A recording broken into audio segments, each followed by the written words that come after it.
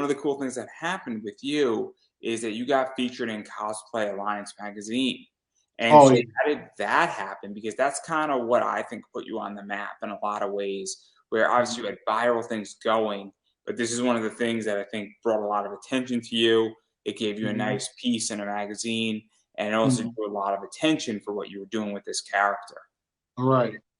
Um, I had applied to because they have a submission, and so I was thinking I had a few pictures, and I had never applied to or submitted my picture for a cosplay magazine before.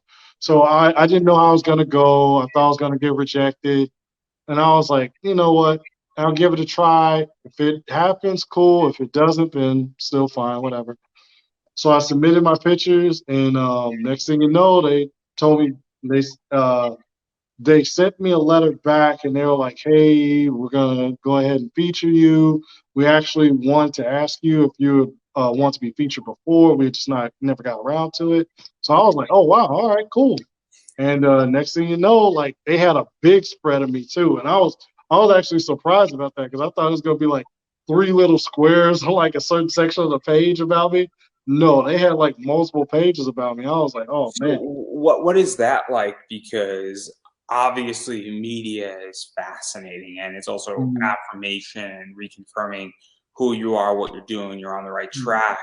And when people start doing that, it's kind of one of those things where it's like, okay, now I have social cred. Social cred Right, is worth right, a lot.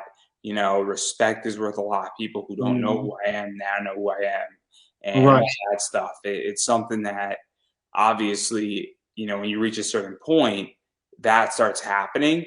And it's great that people say, oh, you're great. But then when a magazine does it, everybody Right. knows you're great, for instance. Yeah.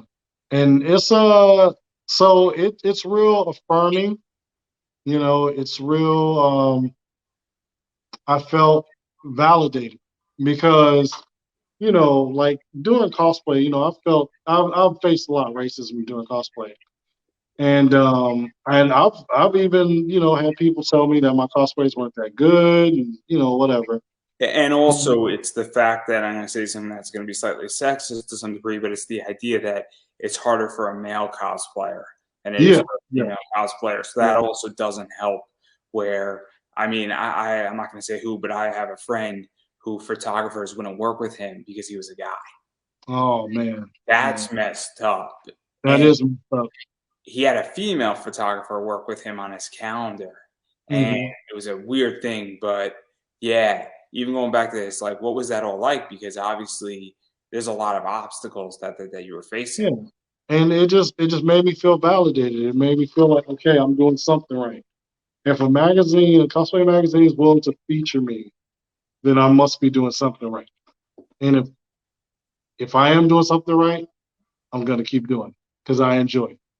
And and that was so crazy because after that one, literally, like in the next 2 months, I got featured in two more magazines. So it was like Cosplay Alliance, boom. Then the month after that, Cosplay Realm, boom. Then the month after that, Cosplay Zine, boom. So I was just like, whoa, it was just like back to back to back to back. And I was like, all right. I was like, hey, if There's a they saying, want me, I'll keep doing it. there's a saying when it rains, it pours.